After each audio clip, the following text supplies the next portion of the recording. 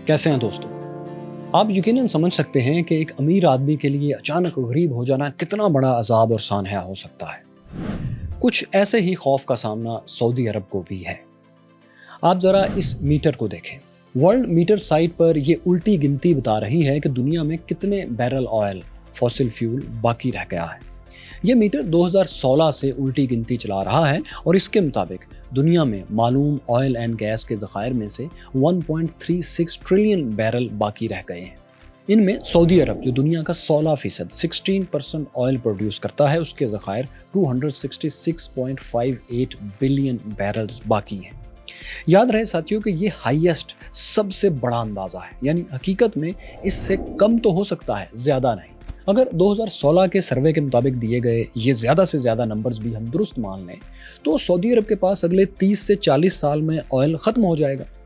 लेकिन हकीकत यह है कि इससे भी बहुत पहले, 30 तो क्या 20 से भी पहले, 20 साल से भी पहले सऊदी ऑयल इतना कम ज़रूर हो चुका होगा कि वो सऊदी इकॉनमी को सपोर्ट करने के काबिल नहीं रहेगा। कम से कम इस तरह का सऊदी अरब उस इकॉनमी से नहीं चल सकेगा। वो मुल्क यानी सऊदी अरब जिसके जीडीपी का 40% से ज़्यादा हिस्सा ऑयल प्रोडक्ट्स पर मुश्तमिल है, उसके लिए ये एक बड़ी खबर है, बुरी खबर है, अलार्मिंग साइन है।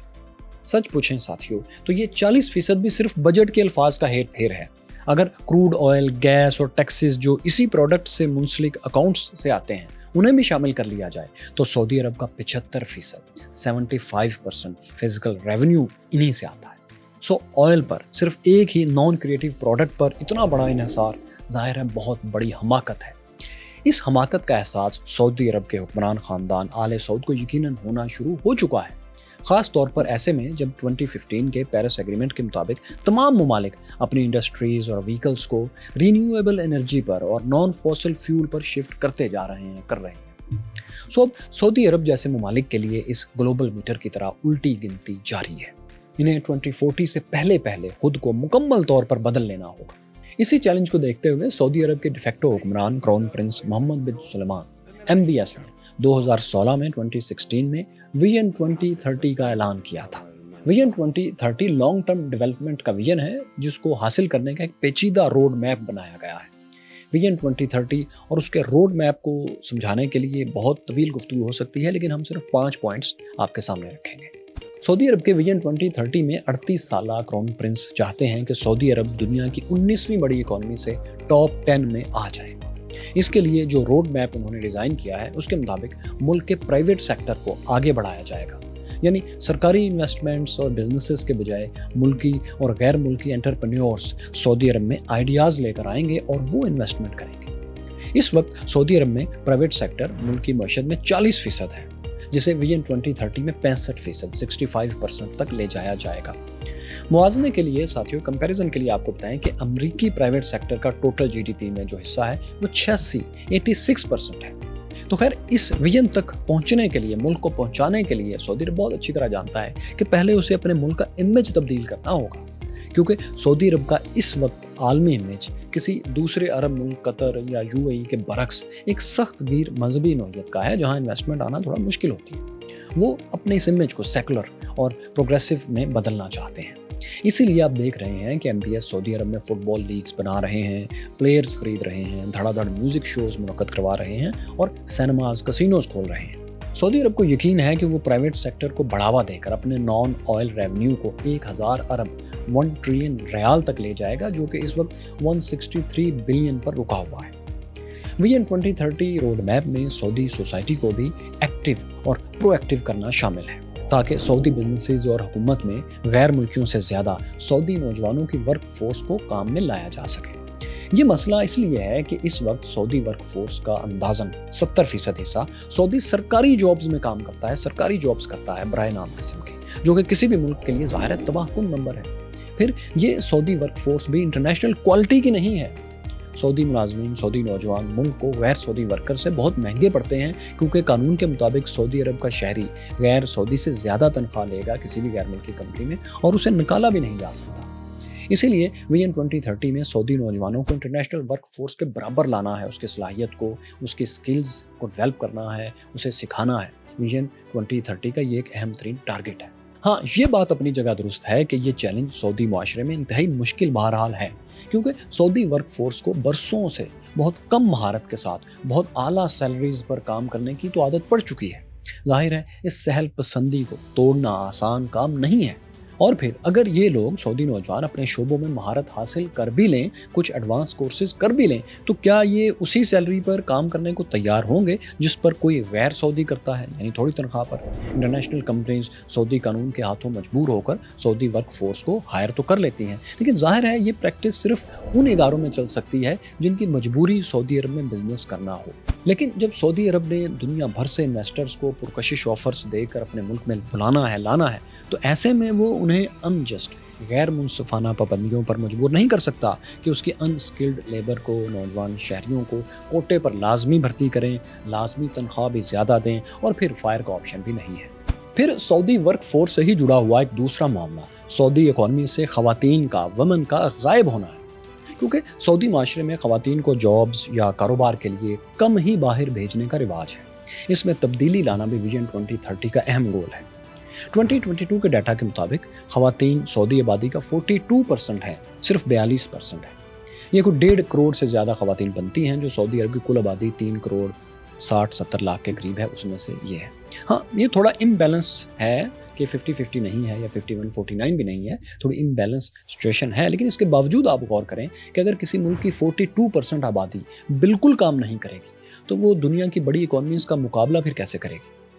اس کے لیے ویژن 2030 کے روڈ میپ میں سعودی معاشرے کی اس کنزرویٹو اپروچ کو تبدیل کرنا بھی شامل ہے۔ اس کے لیے گزشتہ چند سالوں میں، پچھلے برسوں میں سعودی حکومت نے نہ صرف خواتین کو ڈرائیونگ کی اجازت دی ہے، بلکہ اب خواتین کچھ شرائط کے ساتھ بغیر محرم کے، یعنی بھائی، شوہر، باپ وغیرہ کے بھی وہ اب سفر کر سکتی ہیں۔ ویژن 2030 کے تحت سعودی کنگڈم کی ورک فورس میں 30% شیئر خواتین کا رکھا گیا ہے، اور دلچسپ بات یہ ہے کہ یہ ہدف سعودی حکومت نے نہ صرف حاصل کر لیا ہے، بلکہ سعودی خواتین کل ورک فورس کا 30 نہیں 36%، 36% ہو بھی چکی ہیں، یعنی ہدف سے 6% اوپر۔ یہ ٹارگٹ حاصل کرنے کے لیے سعودی حکام نے بہت سے اقدامات کیے تھے، جن میں شورا کونسلز میں 20% نشستیں خواتین کے لیے مختص کر دی، خواتین کو میونسپل کارپوریشنز کے لیے ووٹ ڈالنے اور انتخاب لڑنے کی اجازت دے دی گئی۔ ظاہر ہے اس کے لیے پھر خواتین کا عملہ بھی بھرتی کرنا پڑا۔ خواتین کے لیے لاکھوں کی تعداد میں نئی جابز بھی پیدا کی گئی۔ کام کرنے کی خواہش مند خواتین کے لیے جابز کی سرچ کے لیے آن لائن پلیٹ فارمز بھی بنائے گئے۔ اس کے علاوہ خواتین کی ٹریننگ کے انتظامات اور ان کی ورک پلیس اور گھر کے درمیان ٹرانسپورٹیشن کے لیے وصول جیسی ایپس بنانا، اس بارے میں سعودی کمٹمنٹ بہرحال شو کرتے ہیں۔ یہ اور اس جیسے دوسرے تیز رفتار اور بولڈ ایکشنز کی وجہ سے ہی سعودی عرب جو ہے وہ ورلڈ بینک کی رینکنگ کے اعتبار سے ان ٹاپ 10 کنٹریز میں آ چکا ہے جہاں خواتین کا اکانومی میں کردار بڑھ رہا ہے۔ اب جہاں ساتھیوں یہ ترقی اور رفتار دنیا کو حیران کر رہی ہے، وہیں اسے شک کی نظر سے بھی دیکھا جا رہا ہے۔ ایک ریسرچ کے مطابق سعودی خواتین کا کردار بڑھانے کے دعوے کاسمیٹکس ہیں، یہ نمائشی ہیں۔ ان کے مطابق یہ صرف سعودی عرب کا امیج سافٹ کرنے کے لیے سب کچھ کیا جا رہا ہے، جبکہ حقیقت میں سعودی خواتین کو لبرل ویلیوز پر لے کر آنے کے لیے، آزادانہ طور پر جابز کرنے کے لیے، کاروبار کے لیے گھر سے باہر نکالنے کے لیے جو ماحول چاہیے، وہ ماحول بنانے میں، وہ معاشرہ تشکیل دینے میں ابھی برسوں لگیں گے۔ ساتھیوں، خواتین کے کردار اور انویسٹمنٹ لے کر آنے کے ساتھ ساتھ سعودی عرب نے اپنے ہمسایوں UAE اور قطر سے بھی ان کی ترقی کے بارے میں بہت کچھ سیکھا ہے۔ سعودی عرب نے ویژن 2030 میں اپنے ملک کے اندر ٹورزم اٹریکشنز ڈیولپ کرنے کو بہت زیادہ اہمیت دینا شروع کر دی ہے کہ لوگ یہاں بھی سیر کے لیے آئیں۔ یونیسکو کی ورلڈ ہیریٹیج سائٹس میں سعودی تاریخی مقامات کو رجسٹر کروانے کے لیے بھی بہت کام کیا جا رہا ہے۔ ایسے سٹیپس لیے جا رہے ہیں کہ جس طرح مسلم زائرین دنیا بھر سے حج اور عمرے کے لیے آتے ہیں، ویسے ہی غیر مسلم سیاح بھی چوک در چوک سعودی عرب کا رخ کریں، کیونکہ جتنے سیاح اور زائرین آئیں گے سعودی عرب میں اتنی ہی انویسٹمنٹ بھی آئے گی، اتنا ہی ہوٹل، انٹرٹینمنٹ اور ٹرانسپورٹ انڈسٹری کو فائدہ پہنچے گا، سافٹ امیج بھی اتنا ہی زیادہ بڑھے گا۔ ویژن 2030 میں ٹورزم اٹریکشنز کا سب سے بڑا پروجیکٹ جو شروع کیا گیا ہے وہ نیوم ہے۔ اس پروجیکٹ میں 170 کلومیٹر لمبا اور 200 میٹر چوڑائی کا ایک شہر دی لائن ہے۔ یہ اپنی طرز کا پہلا شہر ہوگا۔ اس سے پہلے ایسا شہر انسانی تاریخ میں کبھی نہیں بنا۔ یہ سطح سمندر سے 200 میٹر بلند ہوگا اور دونوں طرف آئینے کی طرح منظر کو ریفلیکٹ کرے گا۔ اس پروجیکٹ کے لیے MBS اتنے ایمبیشیس ہیں کہ انہوں نے عظیم professor physicist professor Michio Kaku کو پروموشن کے لیے ہائر کیا ہے۔ آپ یقیناً جانتے ہوں گے کہ پروفیسر میچیو کاکو نے مستقبل پر، فیوچر پر کئی کتابیں اور مقالے لکھے ہیں۔ ان کی 2 کتابیں دی فزکس آف فیوچر اور future of humanity world best seller ہیں۔ اگر آپ نے نہیں پڑھی تو آپ کو پڑھنی چاہیے۔ یہاں پر انتظار کریں، ہم جلد ان کے اوپر ویڈیو ڈاکومنٹریز، شارٹ ڈاکومنٹریز لے کر آئیں گے۔ یہی میچیو کاکو فیوچرسٹک سٹی، نیوم اور لائن پروجیکٹ کی پروموشن ویڈیوز میں اب آپ کو نظر آیا کریں گے۔ فیوچرسٹک سٹی مطلب اس طرح کا یہ شہر ہوگا کہ یہ پورے کا پورا رینیوبل انرجی پر چلے گا، فوسل فیول پر نہیں۔ اس سے کاربن امیشن 0 ہوگی۔ اس میں ہر انسان کے لیے صحت سمیت تمام سہولیات زیادہ سے زیادہ پیدل 2 سے 5 منٹ کے فاصلے پر ہوں گی۔ اس میں دنیا کی تیز رفتار ترین ٹرانسپورٹ ہوگی، فلائنگ کارز ہوں گی اور آرٹیفیشیل انٹیلیجنس سے لیس روبوٹس سروسز دیا کریں گے۔ مزید یہ کہ یہاں فیوچر ٹیکنالوجیز ڈیولپ کرنے کے لیے بھی تمام انفراسٹرکچر اور سہولتیں فراہم کی جائیں گی تاکہ اسے بین الاقوامی ٹیکنالوجی کمپنیز کا گلوبل ہب بنایا جائے۔ مکمل ہونے پر نیوم یقیناً ایک مہنگا ترین شہر تو ہوگا ہی، ساتھ میں مستقبل کی تمام ممکنہ ٹیکنالوجیز کے ساتھ بننے والا یہ تاریخ کا پہلا شہر بھی ہوگا، اگر سب کچھ پلاننگ کے مطابق ہوا تو۔ ساتھیو، نیوم پروجیکٹ سعودی عرب کے شمال مغربی نارتھ ویسٹ ایریا میں ریڈ سی کے کنارے مصر اور اردن کے بارڈر کے ساتھ تعمیر کیا جا رہا ہے۔ یہ وہی جگہ ہے جہاں اسلامی تاریخ میں تبوک کا معرکہ پیش آیا تھا۔ ایک اندازہ ہے کہ اس شہر کی تعمیر میں کم از کم $500 ارب کی لاگت آئے گی۔ اتنی دولت، اتنا پیسہ کہاں سے آئے گا؟ اس کے لیے سعودی عرب نے کئی اقدامات کیے ہیں، جن میں سے ایک $2000 ارب $2 ٹریلین کے پبلک انویسٹمنٹ فنڈ کا قیام ہے۔ یہ فنڈ نیوم پروجیکٹ کے علاوہ الگ سے بھی ویژن 2030 کا حصہ ہے۔ پبلک انویسٹمنٹ فنڈ ایک ایسا ساورن ویلتھ فنڈ ہوتا ہے جس میں حکومتیں اپنے بجٹ سے پیسے بچا کر انویسٹ کرتی ہیں۔ اس کو کسی بھی بچت کی طرح خرچ نہیں کیا جاتا، بلکہ اسے مختلف منافع بخش پروجیکٹس میں لگا کر مسلسل بڑھایا جاتا ہے۔ تو سعودی عرب نے بھی اس پہلے سے قائم فنڈ کو، یہ پہلے سے قائم تھا لیکن ویژن 2030 کے تحت اسے $2 ٹریلین تک لے جانے کا فیصلہ کیا گیا ہے۔ گو کہ ابھی $2 ٹریلین اس میں نہیں ہے، مگر سعودی حکومت اسے مسلسل بڑھا رہی ہے۔ اسی مقصد کے لیے سعودی آئل کمپنی آرامکو، جو کہ دنیا کی بہت بڑی اور سب سے منافع بخش کمپنی ہے، اس کے 8% شیئرز بھی اس فنڈ کو منتقل کر دیے گئے ہیں۔ اس فنڈ کی ملکیت میں آنے والے آرامکو شیئرز پر سالانہ منافع کا اندازہ تقریباً $9 ارب $9 بلین ہے۔ ویسے ساتھیوں، یہ بات ہوئی ہے تو آپ کو بتائیں کہ اس وقت دنیا کا سب سے بڑا جو پبلک فنڈ ہے وہ ناروے کی حکومت کا ہے، جو کہ تیل اور گیس کے ذخائر کی آمدنی سے انہوں نے بنایا ہے۔ مستقبل کی نسلوں کو تو یہ فائدہ دے گا ہی، لیکن اس وقت بھی یہ فنڈ ناروے کے بوڑھے، معذور اور بے روزگار لوگوں کے لیے ایک نعمت سے کم نہیں، اسی سے ان کو فنڈنگ ہوتی ہے۔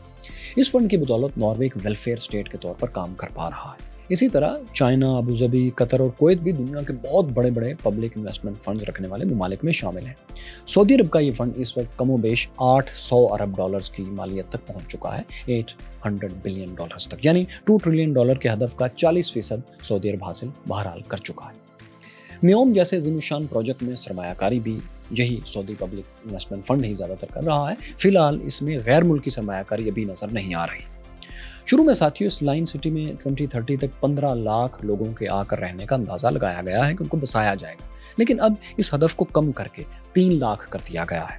شہر کی لمبائی بھی 170 کلومیٹر سے کم کر کے 2.4 کلومیٹر، تقریباً 2.5 کلومیٹر کے قریب کر دی گئی ہے۔ صرف ان 2 سٹیپس سے آپ یقیناً اندازہ لگا سکتے ہیں کہ لائن سٹی اور نیوم گیگا پروجیکٹ اب مشکلات کا شکار ہو رہا ہے۔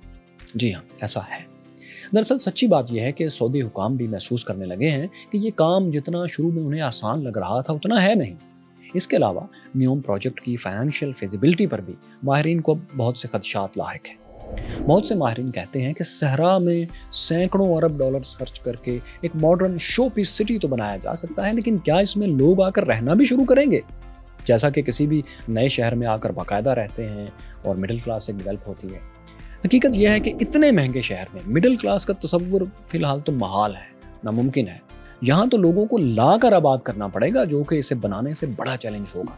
پھر انسانی حقوق کے حوالے سے بھی اس پروجیکٹ پر سوال اٹھ رہے ہیں۔ وہ اس لیے کہ سعودی سیکیورٹی اہلکار اس وسیع و عریض علاقے سے ان قدیم قبائلی آبادیوں کو زبردستی نکال رہے ہیں، جو نہ جانے کتنے زمانوں سے، نسلوں سے یہیں رہتے چلے آ رہے ہیں۔ کہا جا رہا ہے کہ انہیں معاوضہ بھی کئی مواقعوں پر پورا نہیں دیا گیا۔ BBC کی یہ خبر کو اگر درست مانیں تو یہ علاقہ آبائی لوگوں سے خالی کروانے کے لیے سیکیورٹی اہلکاروں کو انہیں مار دینے تک کی اجازت دی گئی تھی۔ اس چیلنج کے علاوہ ویژن 2030 کا اوورآل سب سے بڑا چیلنج سعودی عرب کا قدامت پسند مذہبی طبقہ ہے جو امام الشیخ محمد بن عبد الوہاب کا پیروکار ہے، جنہیں عرف عام میں ہم وہابی کہتے ہیں۔ جب 1927 سے 1927 سے 32 کے درمیان عرب کا یہ بہت بڑا حصہ آل سعود کے ہاتھ آ رہا تھا اور وہ اسے اپنے خاندانی نام پر سعودی عرب ڈکلیئر کر رہے تھے، تو ان کے ساتھ انہی وہابیوں کی یعنی آل محمد بن عبد الوہاب کی ملٹری فورس تھی، طاقت وہ تھی۔ اس وقت سے اب تک سعودی عرب کے مذہبی امور اور اس طرح کی تمام سرگرمیاں محمد بن عبد الوہاب کی فیملی کے پاس ہیں اور انہیں الشیخ کہا جاتا ہے، اس نام سے پکارا جاتا ہے۔ یہ بہت طاقتور طبقہ ہے اور سعودی حکومت میں برابر کا شریک ہے، تھا اور ہے۔ تمام فیصلے آل سعود اور آل محمد بن عبد الوہاب مل کر کرتے ہیں۔ سعودی جو شورا ہے، شورا کونسل، اس میں بھی دونوں کی تعداد قریب برابر ہے۔ سعودی عرب نے شاہ فیصل کے دور میں اور اس کے بعد شاہ فہد اور شاہ عبداللہ کے دور میں جب کبھی ماڈرن ریفارمز کی کوششیں کی ہیں تو انہی علماء کی طرف سے سب سے زیادہ رکاوٹیں آئی ہیں۔ اب جبکہ سعودی عرب میں خواتین کو جابز مل رہی ہیں، وہ ڈرائیونگ کر رہی ہیں، غیر ملکی خواتین جو ہیں وہ بغیر پردے کے سعودی عرب میں ٹورزم کے لیے، بزنس کے لیے آ رہی ہیں، تو خدشہ ہے کہ یہ مذہبی طبقہ اسے پسند نہیں کرے گا۔ ان کی طرف سے اور ان کے پیروکاروں کی طرف سے سخت رد عمل کسی بھی وقت آ سکتا ہے۔ آل محمد بن عبد الوہاب اگرچہ سیاسی طور پر کمزور ہے، لیکن پھر بھی عوام کے بہت بڑے کنزرویٹو حصے کی تنابیں آج بھی انہی کے ہاتھ میں ہیں۔ خاص طور پر سعودی خواتین کے گھروں سے نکل کر جابز کرنے پر اور کاروبار وغیرہ کرنے کے اس عمل کو تو سعودی وہابی علماء پہلے ہی ریڈ لائن قرار دے چکے ہیں۔ بعض لوگ یہ سمجھتے ہیں، کہتے ہیں کہ اس وقت بھی سعودی عرب کے کنزرویٹو طبقے میں غصہ ہے اور وہ اپنے غصے کا مختلف طریقوں سے اظہار بھی کر رہے ہیں، لیکن چونکہ سعودی بادشاہت میں آزاد میڈیا نہیں ہے، اس لیے اس طرح کے واقعات باقی دنیا کے سامنے نہیں آ رہے، اس کی خبریں یا ویڈیوز نہیں آ رہی، ورنہ کچھ لوگ کہتے ہیں کہ وہاں ہو تو سب کچھ رہا ہے۔ اس کے بعد ایک اور بہت بڑا چیلنج جو MBS کو اس ویژن میں درپیش ہے وہ یہ ہے کہ ویژن 2030 جمہوری معنوں میں سعودی قومی منصوبہ ہرگز نہیں ہے، کم از کم اپنی ڈیٹیلز کے اعتبار سے تو نہیں، کیونکہ اس منصوبے کے پیچھے MBS کی ذاتی خواہش اور ان کی فیملی کی بیکنگ تو موجود ہے، مگر شاہی خاندان اور سعودی عوام کی اپروول اس پروجیکٹ کے ساتھ نہیں ہے، یعنی اس کے لیے عوامی سطح کا کوئی کنسنسس یا ڈیبیٹ موجود نہیں ہے جس کے نتیجے میں یہ پروجیکٹ کنسیو کیا گیا ہو۔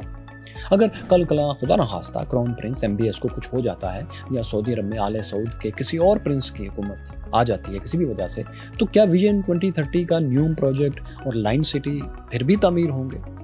اس کا جواب ہے کہ 50-50، کچھ نہیں پتا۔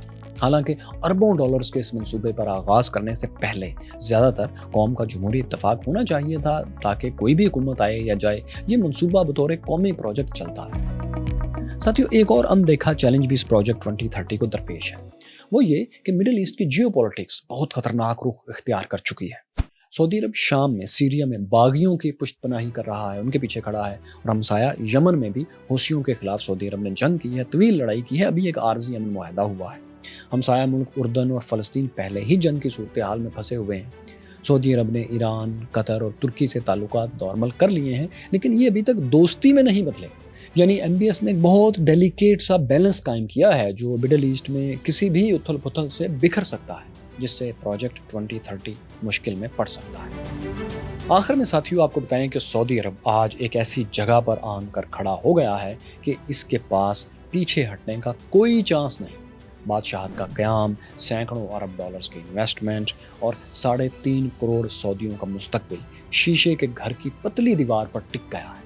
دیوار پر ایک بھی پتھر سب کچھ زمین بوس کر دے گا۔ سعودی عرب کا جو اپنی عوام سے ایک نان ریٹن معاہدہ تھا کہ نو ٹیکس نو ریپریزنٹیشنز، یعنی نہ ٹیکس لیں گے نہ آپ کو سرکار میں نمائندگی دیں گے، وہ معاہدہ ٹوٹ چکا ہے، کیونکہ حال ہی میں سعودی عرب نے پیٹرول پر سبسڈیز کا خاتمہ کر دیا ہے اور شہری علاقوں کی زمینوں پر ٹیکسز بھی عائد کر دیے ہیں۔ اس کے علاوہ قریب ہی مستقبل میں ٹوبیکو پر، ایئر ٹکٹس پر، سافٹ ڈرنکس پر بھی ٹیکس لگنے والے ہیں، مہنگائی ہونے والی ہے۔ ایسے میں جب ٹیکسز عوام کو ادا کرنا پڑیں گے اور انفلیشن ہوگی، بدلے میں آسان جابز بھی نہیں ملیں گی، تو ظاہر ہے سعودی عوام بھی بدلے میں کچھ تو مانگے گی۔ فٹ بال سپر سٹارز، رقص کرتی حسیناؤں کے $1 ملین شوز، کیسینوز اور سینماز سے سعودی نوجوان کچھ دیر کے لیے تو بہل گئے ہیں، لیکن کیا واقعی یہ 2030 تک خود کو مکمل طور پر بدلنے میں محنت کرنے والی قوم میں بھی ڈھال لیں گے؟ جب کم تنخواہوں پر زیادہ کام کرنا پڑے گا تو سعودی عوام جو نسلوں سے اس کی عادی ہی نہیں، کیا وہ رد عمل نہیں دے گی؟ خصوصاً ایسے میں جب آل محمد بن عبد الوہاب کے شیوخ بھی انہیں اپنے ساتھ ملانے کو بےتاب ہوں گے، تب یہ سوال بنتا ہے۔ ساتھیوں، اس ویڈیو میں ہم نے کراؤن پرنس MBS کے ڈیفیکٹو حکمران ہونے کی بات کی، MBS जो कि दूर दूर तक सऊदी अरब के बादशाह बनने की कतार में भी नहीं थे, वो नायब वली अहद बने, फिर वली अहद बने और फिर हुक्मरान कैसे बन गए। इस पर आप हमारी ये इंतहाई दिलचस्प वीडियो ज़रूर देखें। आले सऊद और मोहम्मद बिन अब्दुल वहाब की तारीखी दोस्ती और चपकलश की कहानी इस वीडियो में जानिए और यहाँ देखिए कुल कायनात की कहानी।